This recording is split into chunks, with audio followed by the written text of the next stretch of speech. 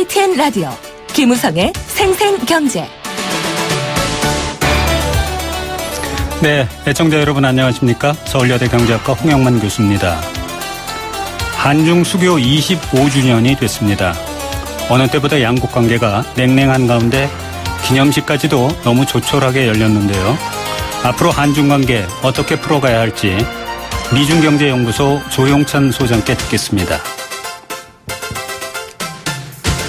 종교인 과세 문제가 또다시 사회적 이슈로 부각되고 있습니다. 국민 대부분이 종교를 하나쯤은 갖고 있어 솔직한 입장을 표명하기도 애매한데요. 사상 처음으로 도입하고자 하는 종교인 과세 어떻게 해야 할지 3일 회계법인 허용석 고문 모셔서 알아보겠습니다. 최근 부동산 시장은 극심한 눈치가 성행합니다.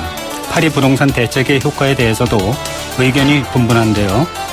실제 부동산 시장에서는 무슨 일이 일어나고 있는지 부동산 전망대에서 알아보겠습니다. 오늘은 8월 24일 목요일 YTN 생생경제 싱싱하게 출발하겠습니다.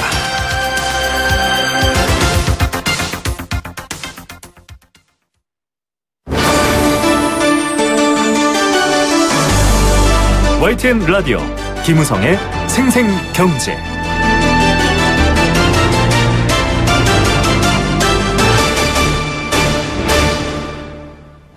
네, 오늘은 한중 수교 25주년이 되는 날입니다. 한중 정상이 축하 메시지를 서로 교환했는데요. 하지만 수교 25주년을 맞은 지금 한중 관계는 전례 없는 위기를 맞고 있습니다. 우리에게 기회의 땅이었던 중국은 이제 우리의 경제를 위협하는 존재로 부상했고 글로벌 시장에서 양국 간 경쟁은 심화되고 있는데요. 바람직한 한중 관계, 미중경제연구소 조용찬 소장께 듣겠습니다. 안녕하세요. 예, 안녕하십니까. 네네. 이 벌써 중국과 수교를 맺은 지 25주년이나 됐네요. 그동안 어떻게 한중 관계가 변화해 왔는지 또 그리고 어떤 성과가 있었는지 좀 요약을 좀 해 주시죠. 네, 한중이 수교했던 1992년은 덩서평이 남승 강화를 수용하는 과정에 있었는데요. 네. 한중 수교가 중국 외교의 실용과 국익을 중심으로 방향을 전환했던 상징적인 사건이었습니다. 네. 한중 외교 관계를 보면은 수교 직후에 우호 협력 관계에서 불과 16년 만에 전략적 협력 동반자 관계까지 발전했는데요. 네. 한중 양국이 자신들의 문제뿐만 아니라 지역과 세계 문제에서도 같이 협력하는 계기가 됐던 것으로 보여집니다. 네. 이는 혈맹 관계 바로 밑단계이고요. 미국과 프랑스의 외교 관계보다는 윗단계입니다. 네. 또 지난 25년간의 경제 관계를 보면은 일반 국가 관계, 체국 관계, 그리고 시장 통합의 3단계를 거쳐서 변화해 왔는데요. 네. 이 때문에 98년도에 아시아 외환 위기 당시에 중국이 한국을 돕기도 했는데요. 네. 당시 중국 같은 경우는 한국을 고려해서 위안화 절하를 중단시켰고요. 네. 한류나 관광 규제를 풀면서 중국인의 한국에 대한 인식을 획기적으로 바꾸는 계기도 마련하기도 했습니다. 네, 그랬군요. 그렇다고 그러면 지난 25년간의 이런 수교의 가장 큰 성과라고 하면 어떤 거를 들 수 있을까요? 아무래도 한중 교육 관계가 지난 25년간 무려 33배나 성장했다는 점을 지목해야 되는데요. 33배나요? 예, 그렇습니다. 예. 현재는 작년 기준으로 해서 2,114억 달러 정도까지 늘어났는데요. 네. 수출 규모만 보면은 수교 이후에 무려 46배나 증가를 했습니다. 네. 때문에 우리나라 같은 경우에는 미국을 제치고 중국이 제일 수출국이고요. 네. 중국도 한국이 4대 수출국으로 자리를 잡았습니다. 네. 문제는 지난 4월 사드의 배치로 인해서 네. 중국 같은 경우에는 상반기에도 계속 무역 압박을 가했지만 우리나라의 수출은 계속 두 자리 증가를 보여왔는데요. 네. 한국은 150여 개의 원자재라든지 부품을 중국에 수출하고 중국은 이를 가공해서 200개 완성품을 세계에 수출하는 그야말로 그 순망치한 관계임을 입증한 것입니다. 네. 그런데 이제 그동안에 이런 그 성과를 올렸는데 처음에 이제 한중 관계가 시작할 때만 하더라도 양국의 관계가 이제 보완적인 관계로 이제 출발을 하지 않았습니까? 그러다가 요새 와서는 이제 그 중국이 경제가 커지고 이러면서 이제 경쟁적인 관계로 바뀌어 가고 있는데요. 이렇게 중국이 이제 크게 성장하게 된 배경은 어디에 있다고 보세요? 아무래도 중국의 그 엄청난 자원, 그리고 네. 인구를 배경으로 해서 5억 명에 달하는 중산층이 등장한 게 네. 내수 시장의 급성장에 가장 큰 도움을 줬던 것으로 보시고요. 네. 또 개발도상국 같은 경우에는 선진국으로 발전하는 데는 필수적인 기술 확보가 필요한데 중국 같은 경우에는 기무결합이라는 정책을 써왔습니다. 네. 기술과 시장을 결합하는 정책을 78년부터 개혁개방 이후에 꾸준하게 추진해왔는데요. 네. 이 때문에 기술을 모방하고 도입, 승화, 축적, 창조 과정을 거치면서 장기적으로 발전해왔다는 겁니다. 네. 이 때문에 중국의 기술력은 세계 3위 수준까지 일부 품목은 올라오기 시작했고요. 네. 더불어서 3조 달러가 넘는 외환 보유액뿐만 아니라 해외 기업 인수도 적극적으로 나섰던 것으로 보입니다. 네. 이 때문에 빠르면 2020년 전후에서는 미국을 제치고 세계 1위 경제 대국이 될 것으로 보여지는데요. 이제 앞으로 중국은 꿈을 실현하기 위해서 문화 강국, 4차 산업혁명을 중심으로 해서 세계 경제를 좀 좌지우지할 수 있을 거로 보여집니다. 네. 전체적으로는 그렇고 이제 한국과 중국과의 관계에서 보면 이제 중국과의 기술적인 이런 갭이라고 그럴까요? 격차가 이제 많이 줄어들면서 중국의 기술력이 이제 한국을 추격하다 보니까 우리나라 경제계에서도 약간의 그런 우려 같은 것이 있는데 말이죠. 앞으로 이 문제는 어떻게 우리가 대처를 해나가야 되는 건가요? 네, 그 중국 같은 경우는 우리나라 산업 구조라든지 수출 구조가 상당히 유사합니다. 이 때문에 글로벌 시장에서 경쟁을 피할 수가 없는 상태인데요. 네. 미래창조과학부하고 과학기술 기획평가원에 따르면 한중 기술 격차는 1년 5개월 정도로 좁혀져 있다고 합니다. 1년 5개월이요. 예, 반면에 또 우리와 그 미국과의 기술 격차는 4년 4개월 정도 벌어져 있기 때문에 네. 이 수치만 보면은 그야말로 너클레이커 상황에 빠져 있는데요. 네. 항공 우주 분야에서는 중국이 우리를 크게 앞서 있을 정도입니다. 네. 풍부한 인력뿐만 아니라 자원 투입으로 그 미국과의 기술을 그 꾸준히 좁히고 있기 때문에 앞으로 이런 그 분야는 한약이라든지 전기 자동차 쪽에서도 뚜렷하게 나타날 것으로 보여지고요. 네. 국가 전략 기술 중에서 우리가 우위를 갖고 있는 것은 기계 제조라든지 전자 정보와 통신 그리고 인간 친화적인 디스플레이, 네. 초정밀 디스플레이 공정 정도인데요. 달리 표현하면 반도체, 디스플레이, 무선 통신을 제해놓고서는 우리가 확실히 중국보다 기술 우위를 점하고 있다는 분야가 거의 없는 것으로 나오기 때문에 네. 앞으로 중국과의 그 수출 경쟁 면에서는 상당히 약화되지 않을까 보십니다. 네. 그런 기술력의 격차는 이제 그렇다고 하더라도 최근에 이제 사드 보복 문제로 인해 가지고 중국에 지출한 그 우리나라 유통업계라든지 자동차 수출 이런 것들에 이제 빨간불이 켜진 상태 아니겠습니까? 앞으로 이 중국 내수 시장에서 우리나라 기업들이 어떻게 해야만 살아갈 수 있다고 생각하세요? 네, 중국 시장에 우리 수출이 점유하는 비중을 보면 한때 26%까지 올라갔는데 지금은 23%까지 떨어졌고요. 네. 또 이 어부지리를 일본과 미국이 그대로 보고 있는데요. 사드 문제로 인한 갈등이 계속되는 한 앞으로도 중국 시장에서 우리 기업들은 고전하지 않을까 보여집니다. 네. 단적인 예가 우리나라 반도체 수출을 제해놓고 상반기 대중 수출 증가율을 보면은 마이너스 4.5%로 역성장을 했는데요. 네. 이 때문에 사드 리스크에 직접적으로 노출된 자동차나 화장품, 면세점, 유통기업을 중심으로 해서는 국내 기업의 타격이 피부에 와 닿을 정도로 보여집니다. 네. 이 때문에 빨리 사드와 관련된 그 부분을 좀 극복할 수 있는 그 다양한 해법을 우리 정부가 좀 마련해야 되지 않을까 생각이 듭니다. 네. 이런 사드 문제 말고도 사실 또 비관세 장벽 이런 것들도 많이 있어가지고 우리 기업들이 중국에 진출하기가 어렵다 이런 얘기도 있는데 이게 한중 FTA 발효 이후에 이런 문제들을 좀 어떻게 적극적으로 해결할 수 있는 방법은 없을까요?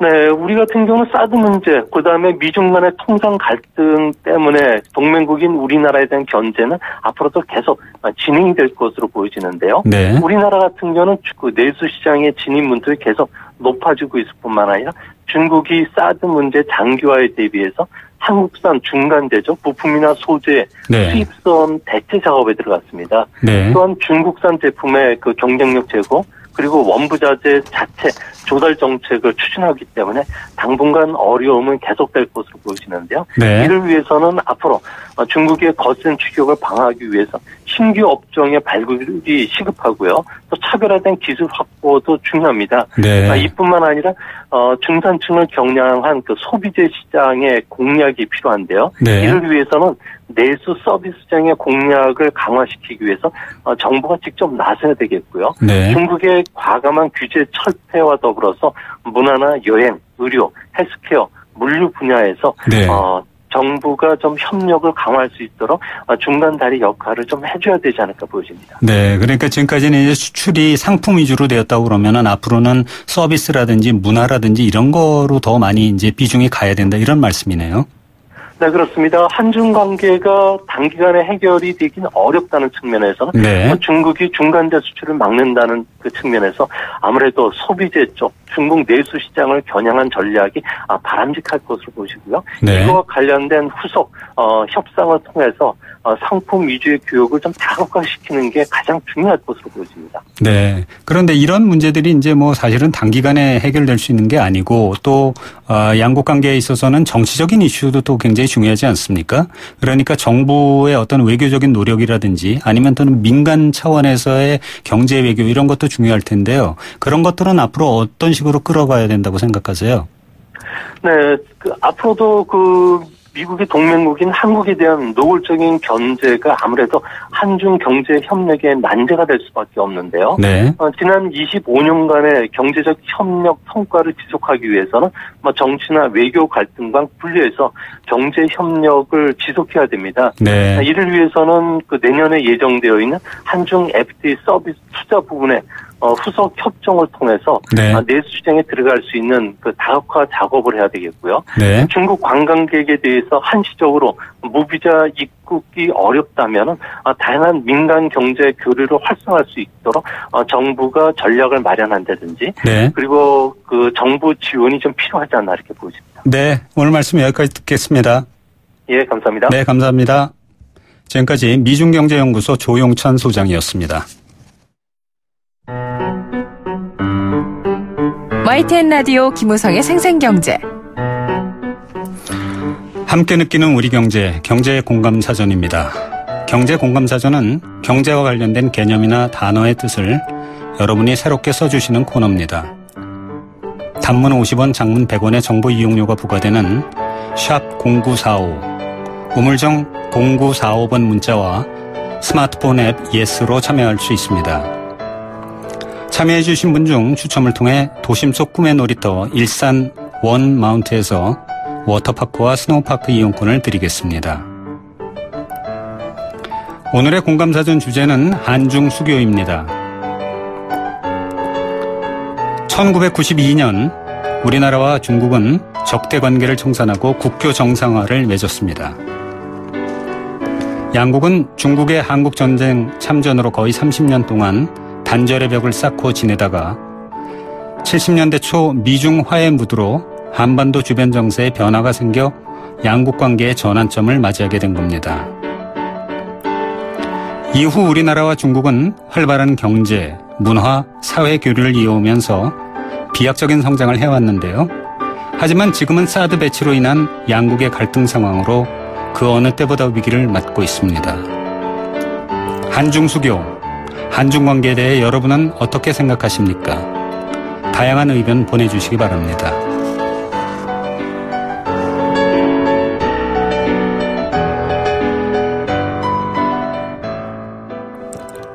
네, 생생경제 1부는 포스코와 함께했습니다. 캠페인 들으시고 경제 톱 뉴스로 오겠습니다. 8월의 캠페인, 도박은 치료가 필요한 질병입니다. 도박문제 상담 전화 1336 한국도박문제관리센터와 함께합니다.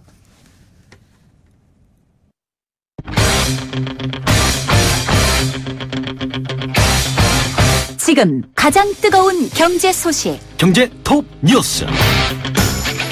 네, 오늘의 경제 톱 뉴스 2대1리 권소연 기자 연결합니다. 안녕하세요. 네, 안녕하세요. 네, 오늘 비 많이 왔는데 점심시간에 비 안 맞으셨어요? 네, 들어올 때 좀 많이 네. 오더라고요. 그래서 네. 좀 젖었습니다. 네. 어제 가계부채가 뭐 한 1388조에 달한다는 뉴스가 나왔는데요. 주로 어느 것 때문에 그렇게 많이 늘었습니까? 어제 그 통계는 가계부채여서 그때는 이제 주택담보대출 많이 늘어서 가계부채가 이 정도 됐다라는 뉴스 전해드렸었는데요. 네. 오늘 한국은행이 또 산업별 대출금 자료를 또 냈습니다. 그거 보니까 6월 말 부동산업 대출 잔액이 182조 9천억 원으로 석 달 새에 6조 8천억 원 늘었는데요. 네. 이제 올해 1분기에는 4조 8천억 원 늘었는데 2분기에 더 큰 폭으로 증가한 겁니다. 네. 이거는 한국은행이 관련 통계를 내기 시작한 2008년 이후 사상 최대폭으로 늘어난 건데요. 네.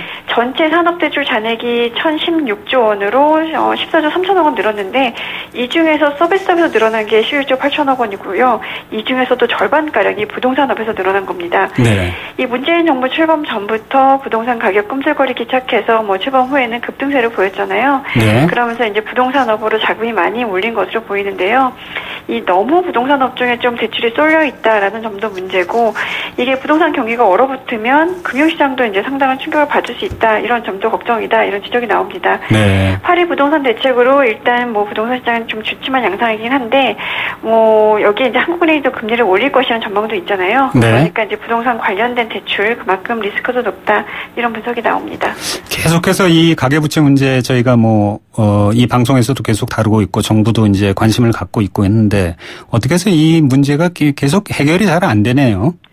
가계부채 문제 사실 네. 제 기억으로도 이 문제가 나온 게 벌써 한 10년 더 된 것 같은데요. 네. 그동안에 금융위기나 이런 걸 겪으면서 이게 얼마나 중요하고 심각한 문제인지라는 인식도 좀 있었는데 이게 경제 규모가 성장하면서 가계부채를 늘어나는 건 좀 자연스러운 현상이기도 한데 어제 네. 말씀드렸다시피 이제 속도 이런 것들이 문제잖아요. 네. 근데 또 부동산 시장이랑 연관지어서 생각하지 않을 수 없으니까 이런 근본적인 문제를 좀 해결해야 될 텐데 네.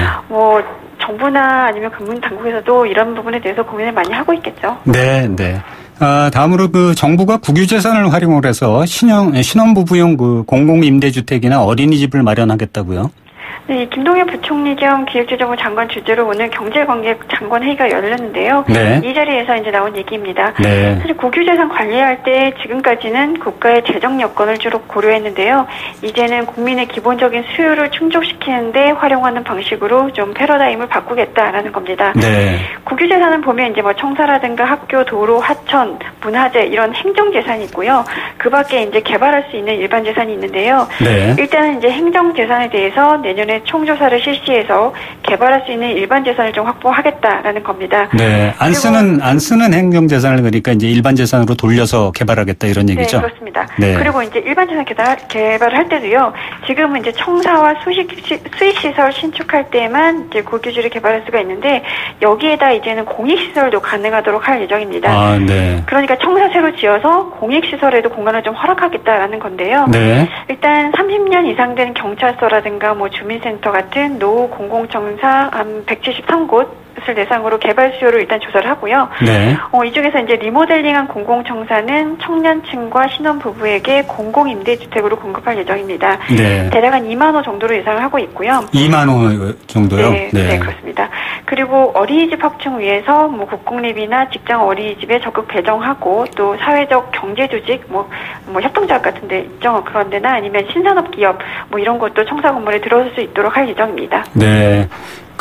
요즘 이제 물가가 조금 올라가고 소득은 정체 상태거나 조금 내려가고 그래서 이 물가를 감안한 실질 소득이 계속 마이너스를 보이고 있다고 하는 뉴스가 나오는데 그렇습니까 실제로요? 네, 지금 현 정부가 내세우고 있는 게 바로 소득주도 성장인데 네. 국민들 호주머니 두둑해져야 모습이도 하고 내수도 살고 성장도 한다라는 논리잖아요. 그렇죠. 그래서 이제 일자리 창출에 드라이브를 걸고 있는 건데요. 네. 소득이 기대만큼 그렇게 늘어날 기미를 보이고 있지는 않습니다.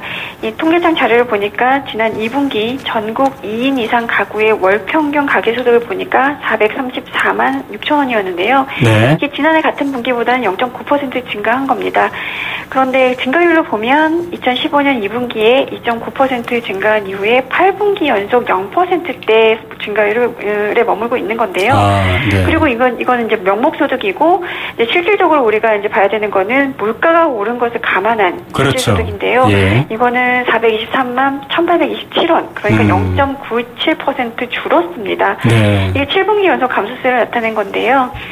과거보다 이제 명목상 소득 절대 금액은 늘었더라도 실질 구매여력은 줄었다. 뭐 이런 의미입니다. 네. 뭐 경기 부진 이런 걸로 가계 근로소득 조금 증가하는 증가 추세가 좀 정체가 됐고 네. 또 정부의 기초연금 지급에 따른 소득 보완 효과도 좀 약해졌고 또 자녀가 부모에게 주는 사적 이전 소득 감소 뭐 이런 것들이 좀 복합적인 영향을 미친 것 같다라는 게 정부의 해석입니다. 네. 그러면 실질적으로 소비자들의 주머니가 팍팍해진 거네요. 네, 그렇다고 봐야겠죠. 네. 한국의 그 순대외 채권이 사상 최대라고요. 네, 이 외채 못 갚아서 뭐 약간 힘든 시기를 겪었던 IMF 외환위기 그때 떠올려 보면 진짜 네. 격세지감이라는 생각이 드는데요. 그러네요. 대외 채권 그러니까 우리나라가 외국으로부터 받아야 할 돈에서 갚아야 할 돈을 뺀 순대외 채권이 지난 6월 말 기준으로 4,231억 달러로 집계가 됐습니다. 네. 이게 2012년 3분기부터 계속 증가세를 이어오면서 사상 최대를 기록한 건데요. 네. 대외 채권이 174억 달러 늘어난 반면에 대외 채무는 17억 달러 증가한 데 그치면서 순대외 채권은 3월 말보다 157억 달러 이제 증가한 겁니다. 그러니까 빚은 조금 지고 그 외국에다 돈 빌려준 건 더 많은 거죠. 네, 그런 거죠. 네. 그리고 오늘 뉴욕에서 갤럭시 노트 8을 발표를 했는데 굉장히 관심이 뜨겁다면서요? 가격은 얼마 정도 될 것 같습니까? 네, 소비자들의 관심은 무엇보다 가격일 텐데요. 네. 사실 이제 100만 원 넘을 거라 이런 전망이 있었거든요. 네. 이 갤럭시 노트 8이 화면이 이제 전작에 비해서 좀 더 커졌고 듀얼 카메라 같은 기술이 적용이 됐으니까 지금까지 삼성이 선보인 제품 중에서는 가장 비싸지 않겠냐라는 거였는데요. 네. 그래서 예상 가격이 대략 900달러에서 1000달러. 그러니까 이게 하나로 보면 한 102만 원에서 115만 원 사이가 될 것이다. 이런 전망이 있었습니다. 네. 그런데 실제로는 100만 원이 넘지 않을 것이다. 이런 얘기가 오늘 나오고 있는데요. 네. 고동진 삼성전자 무선 사업부장이 어제 열린 그 언팩 행사 후에 따로 연 간담회에서 가격이 100만 원이 되면 심리적 부담이 크다. 가급적 앞에 숫자가 1이 되는 것은 안 보려고 한다. 뭐 이렇게 밝혔습니다. 네. 오늘 말씀 여기까지 듣겠습니다. 네, 고맙습니다. 네, 고맙습니다. 네, 지금까지 2대1 권소연 차장이었습니다.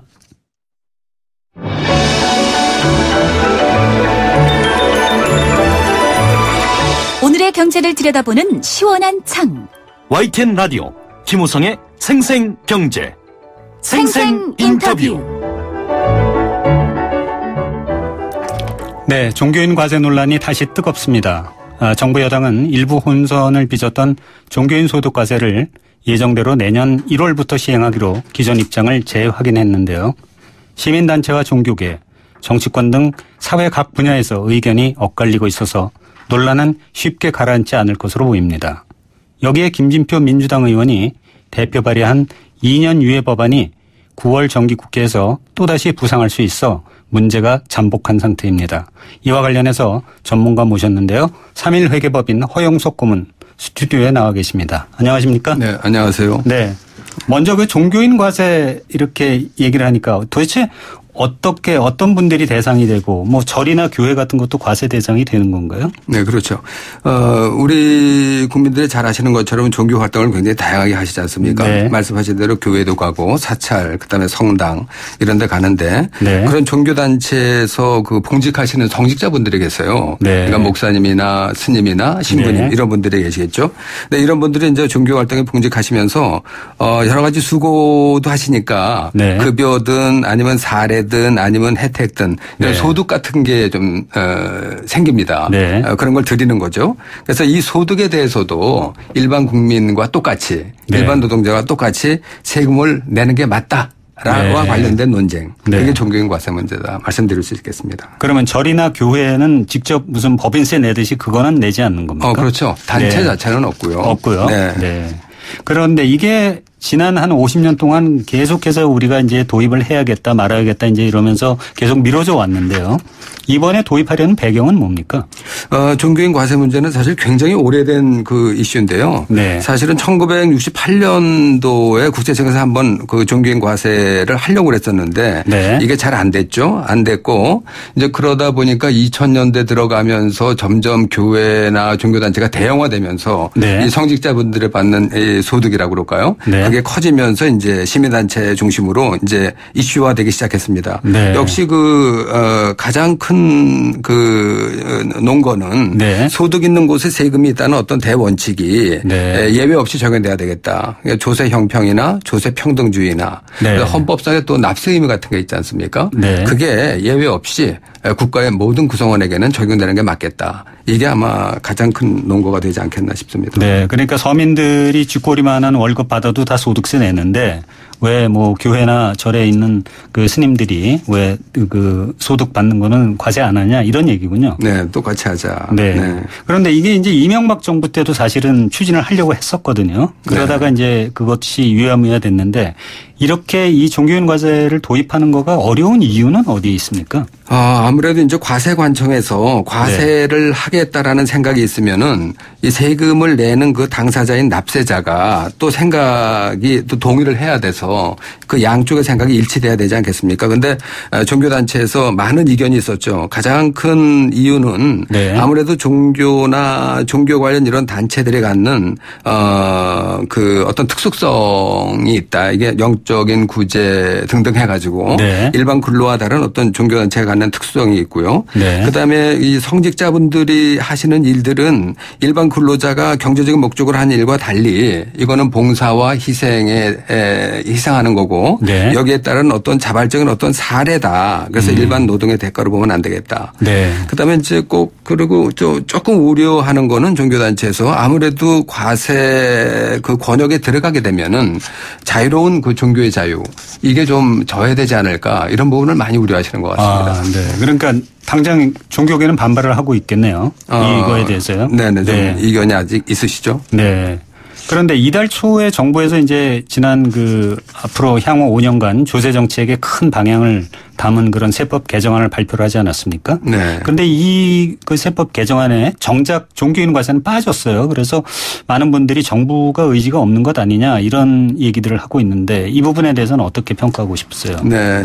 이거는 이제 그 종교인 과세와 관련된 입법은 이미 돼 있는 상태입니다. 네. 그 박근혜 정부 시절인데요. 네. 2013년에 일단 법에 근거가 들어갔고요. 네. 2015년에 이미 조금 수정을 해가지고 법안 내용을 수정해서 더 정교하게 해가지고 만들어진 네. 상태였거든요. 네. 그래서 굳이 요번에 세법에 들어가지 않더라도 이미 입법화된 입법화가 끝낸 네. 그런 상태에 있었기 때문에 세법안에 안 들어갔고요. 다만 2015년에 이 법안을 만들면서 준비 과정이나 여러 가지 뭐가 좀 필요하다 그래서 2년을 유예했던 거죠. 네. 그래가지고 그 2년 유예 기간이 올해 끝납니다. 그래서 가만 내비두면 자동적으로 내년 1월 1일부터는 과세가 되는 거죠. 원래 그냥 가만히 뒀어도 과세가 되도록 돼 있었던 그렇습니다. 거군요. 그러니까 네. 정부는 모든 준비가 다 완료된 상태네요. 그렇죠. 보면요. 입법적으로는 다 준비가 끝났다. 이렇게 네. 그러면 정부가 공언한 대로 내년에 이제 제대로 시행이 될 수 있을지는 뭐 두고 봐야겠는데요. 이게 어떤 방식으로 이제 시행을 하느냐 이게 이제 관건일 것 같은데 어떻게 이거를 좀 스무스하게 잘 시행할 수 있을까요? 아무래도 뭐 종교단체와 정부가 이제 많은 좀 대화 채널을 갖고 시간을 두고 이제 얘기하는 게 일단 좋을 것 같고요. 네. 그 여러 가지 그 법안 내용을 한번 좀 많이 봤는데요. 그동안 정부하고 종교단체가 얘기하면서 네. 종교단체 의견들이 많이 좀 들어가 있다. 그 반영이 돼 있다 이런 반영이 돼 말씀이군요. 있다 네. 이런 생각이 좀 듭니다. 네. 그런데 이제 종교인 소득을 일반 근로소득과 좀 다르게 좀 볼 수도 있게 해달라라는 논거도 그런 주장도 법안에 돼 있고요. 이거를 뭐 매달 원천 징수를 해도 좋고 1년에 한 번 그냥 신고해도 좋고. 네.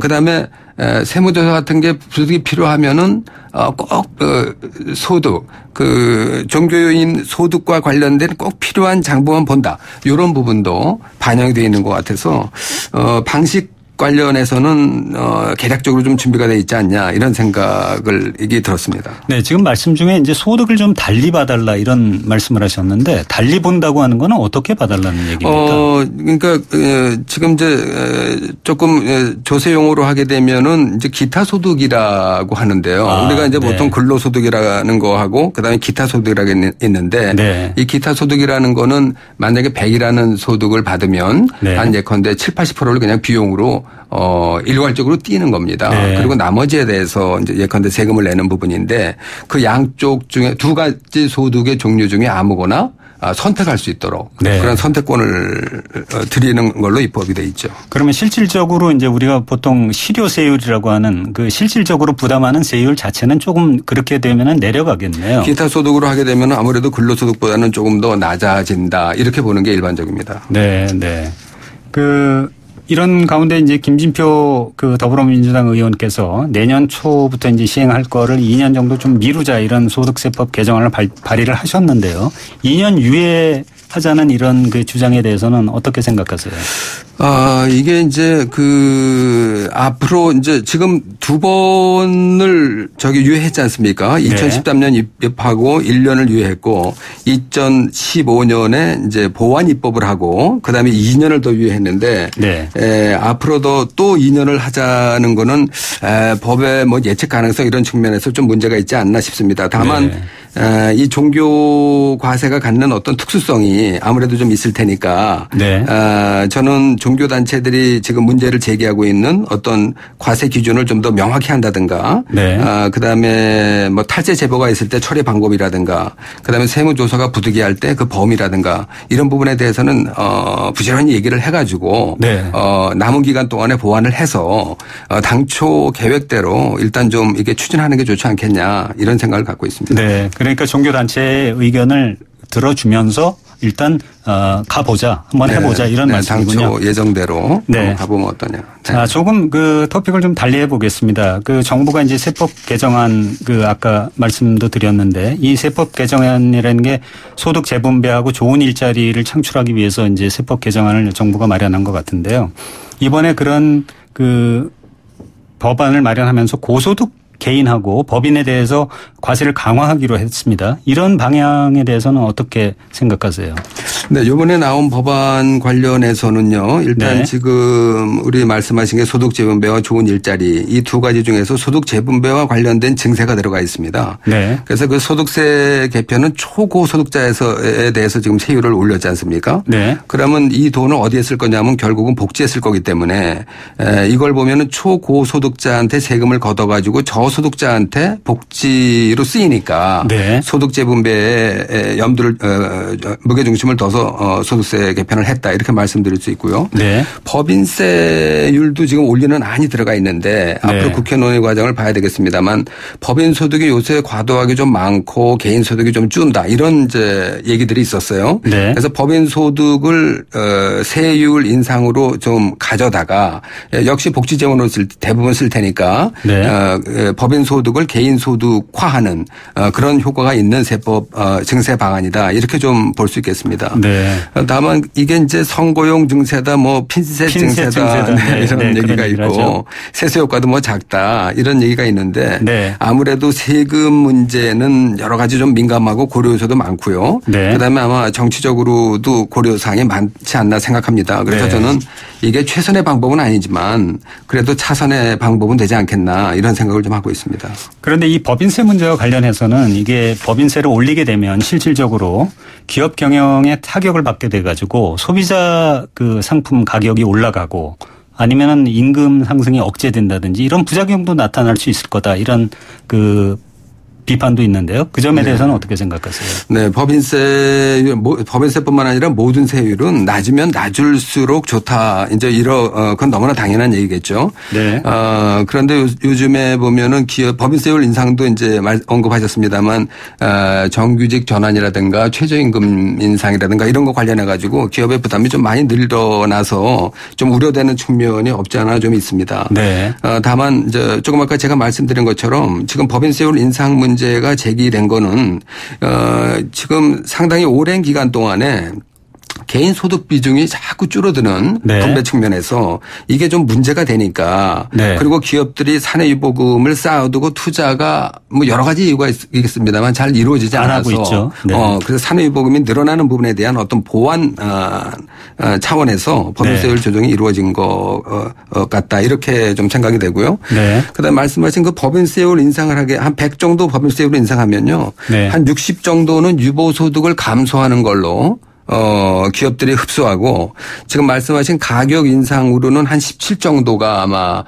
전가되는 걸로 네. 그렇게 지금 실증 분석된 연구가 있습니다. 그래서 100을 인상하게 되면은 한 60 정도가 유보소득 감소로 나타나는 그런 연구를 보면은 네. 법인세율 인상이 유보소득을 감소시키는 데는 다소 좀 효과가 있지 않겠냐 이런 생각이 듭니다. 그러니까 유보소득을 감소하면 이제 투자로 그게 연결이 돼야 될 텐데 말이죠.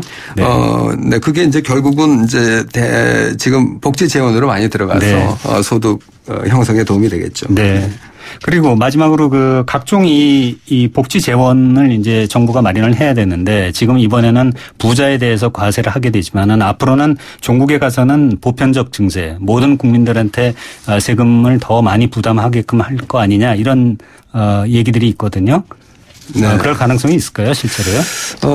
이제 요번에 이제 새 정부 들어가지고 여러 가지 뭐 최저임금, 기초연금, 아동수당, 국민건강보험 여러 가지 이제 그 시책이 많이 발표가 됐죠. 네. 근데 이제 이거와 관련된 재원들이 지금 178조 계획에 다 반영되어 있다는 게 정부의 입장인데요. 네. 저는 이런 시책과 그다음에 이런 재원 조달 계획이 잘 맞물려서 돌아갈지 여부는 아무래도 좀 시간을 두고 봐야 네. 알 수 있지 지금 당장은 알 수 없겠다 이런 생각이 듭니다. 네. 또 이와 관련해서 이제 정부가 아마 올해 정부 지출 증가율을 한 6.8% 한 7% 가까이 끌고 가는데요. 네. 예년에 비하면 한 3.6% 정도 끌고 갔거든요. 네. 그래서 이제 재정 지출 규모가 커졌어요. 그래서 장기 재정 전망을 경우에 따라서는 다시 좀 해봐야 되겠다 이런 생각이고요. 네. 말씀하신 보편적 증세는 부가세를 건든다든가 아니면은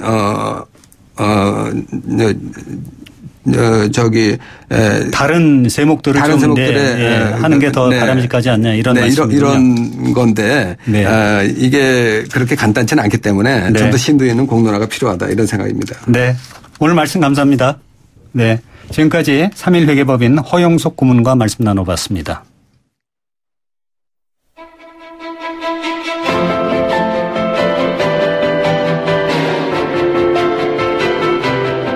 부동산 어디로 가고 있는지 시원하게 보여드립니다.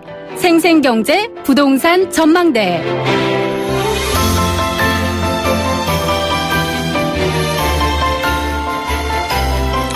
네, 부동산 상황 점검해보는 부동산 전망대 시간입니다. 파리 대책 이후 부동산 시장의 불확실성은 커져가고 있습니다. 부동산 시장의 동향과 향후 전망에 대해 알아봅니다. 리얼투데이 장재현 팀장 연결합니다. 안녕하세요. 예, 안녕하세요. 네, 파리 부동산 대책이 발표된 지 20여일이 지났는데요. 지금 네네. 부동산 시장의 분위기는 어떻습니까? 일단은 지금 아무래도 이제 거래가 좀 감소하고 그리고 시장의 어떤 가격적인 부분도 많이 하락해 있는 상태거든요. 네. 그래서 조금 이제 하향 조정이 되고 있는 그런 상황이라고 보시면 됩니다. 네, 전체적으로 그러니까 가격이 내려가고 있습니까? 얼마나 많이 내려가고 있나요? 일단은 이제 가격 조건이 보면은 기존에 만약에 강북권에 있는 5구제곱미터 그러니까 예전에 9, 25평 아파트 같은 경우에는 네. 뭐 한 3억 5천에서 4억 정도 가던 것이 네. 한 호가가 한 1,000만 원에서 한 2천만 원 정도 하향 조정이 됐거든요. 네. 그래서 아무래도 그만큼 이제 그 대책이라든지 대출 규제라든지 이런 부분들이 아무래도 실수요자에 영향을 좀 많이 미치면서 아무래도 전반적인 어떤 시장이 조금 하향 조정이 되고 있는 것 같고요. 특히 이제 재건축 규제가 시작이 되면서 네. 고가 아파트들이 많이 몰려있는 강남권이라든지 그다음에 어떤 목동이라든지 이런 어떤 고가 주택들이 좀 모여있는 지역들 역시도 네. 거래가 많이 감소하고 있는 상황이라고 볼 수 있습니다. 네. 그러면은 지금 부동산 시장에서 아파트 값이 내려가면 경매 시장에서도 분위기가 좀 차가워졌겠네요.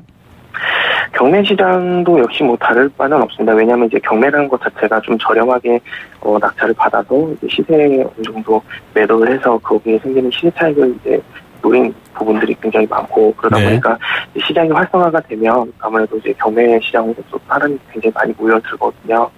그래서 그러다 보니까 지금 파리 대책 후에 아무래도 이제 부동산 거래가 좀 많이 위축되면서 내년 법원 경매 시장까지 조금 어느 정도 직격탄을 맞은 것으로 보이는데요. 실제 보면 경매 시장의 내용들을 보면 지난 22일에 서울에서 아파트 경매가 다 55건 정도가 일어났습니다. 55건이요? 예, 경매 55건 중에서 절반에 밑도는 25건 정도가 낙찰했습니다. 지난해 7월 이후 가장 낮은 낙찰률을 보이고 있는 거고, 또 여기서 낙찰가의 비율인 감정가 대비 낙찰가의 비율도 약 92.8%로 지난 달에 비해서도 약 2% 정도가 좀 빠진 거거든요. 낙찰가가 좀 떨어졌다라는 거는 결국에는 이제 가격이 좀 하락했다는 부분이 거고, 그 가격이 좀 하락한 것이 결국은 이제 경매 시장까지 영향을 미치면서 아무래도 이제 경매에 대한 어떤 수요들이 조금 시장을 지켜보자라는 그런 분위기인 것 같습니다. 어제부터 그 파리 부동산 대책에 따른 강화된 그 대출 규제가 적용이 된 모양이던데요. 지금 어떻습니까? 혼란은 없나요?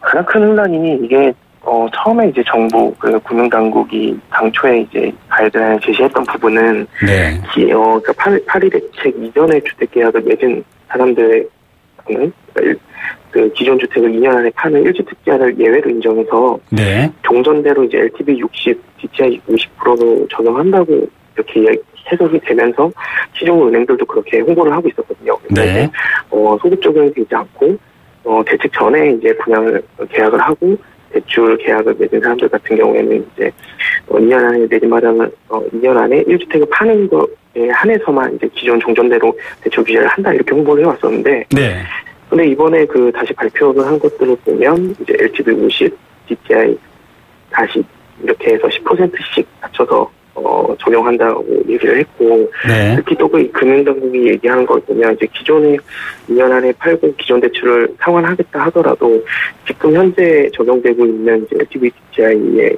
기준에 따라서 그대로 이제 40% 적용한다는 소급 적용을 한다는 얘기거든요. 그러니까 결국에는 기존에 종전대로 LTV DTI를 좀 높게 받을 수 있을 줄 알았던 사람들이 대책 후에 이제 대출을 받게 된 파리 대책 전에 이미 계약을 했던 사람들 같은 경우에는 문제가 뭐냐면 이제 본인이 생각했던 것보다 대출을 적게 받기 때문에 아무래도 이제 혹은 분양 아파트를 받았거나 혹은 기존 아파트를 샀을 때 이제 대출 문제가 되면서 대출이 안 나오는 문제가 생기게 되거든요.